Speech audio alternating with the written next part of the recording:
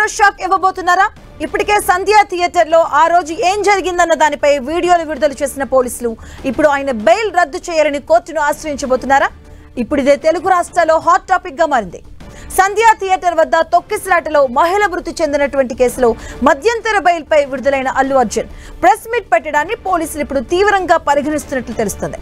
Bail నిబంధనలను ఉల్లంఘించి దర్యాప్తును ప్రభావితం చేసేలా మాట్లాడారంటూ ఆయన బెయిల్ రద్దు కోసం హైకోర్టులో పిటిషన్ వేసేందుకు రెడీ అయినట్లుగా టాక్ వినిపిస్తుంది. సంధ్యా థియేటర్ తొక్కిసలాట మహిళ రేవతి మృతి కేసులో సినీ నటుడు అల్లు అర్జున్ కి తెలంగాణ హైకోర్టు 4 వారాల మధ్యంతర బెయిల్ ఇచ్చింది. జనవరి 21 వరకు ఆయనకు బెయిల్ ఉంది. అయితే హైకోర్టు బెయిల్ ఇస్తూ కొన్ని కండిషన్స్ పెట్టింది. కానీ అల్లు అర్జున్ వాటిని అమలు చేయకుండా ఇష్టం వచ్చినట్లు వ్యవహరిస్తున్నారని పోలీసులు ఆగ్రహంతో ఉన్నారని తెలుస్తుంది. ఇక బెయిల్ పై ఉన్న వ్యక్తి ప్రెస్ మీట్ పెట్టడం రూల్స్ కి విరుద్ధమే అంటున్నారు పోలీసులు. సంధ్యా థియేటర్ లో తాను సినిమా చూసేటప్పుడు తన దగ్గరకు ఏ పోలీసులు రాలేదన్నారు అల్లు అర్జున్. కానీ తాజాగా విడుదల చేసినటువంటి విజువల్స్ లో అది నిజం కాదని తేలిపోయింది అంటున్నారు పోలీసులు. తమకు వ్యతిరేకంగా మాట్లాడుతూ అబద్ధం చెప్పడం ఆయనకు చిక్కుల్లో తెచ్చిపెట్టిందని చెబుతున్నారు.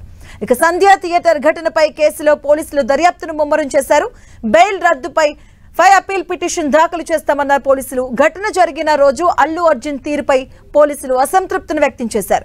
రేవతి మృతి తెలిసి కూడా తెలియలేదని చెప్పడం అల్లు అర్జున్ విచక్షణకే వదిలివేయాలని సిపి ఆనంద్ అన్నారు.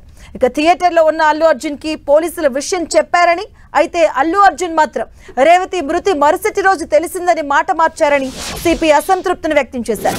సంధ్యా థియేటర్ ఘటనపై వీడియో ప్రజెంటేషన్ ఇచ్చిన సిపి ఈ కేసును న్యాయపరంగా ఎదుర్కొంటామని చెప్పారు.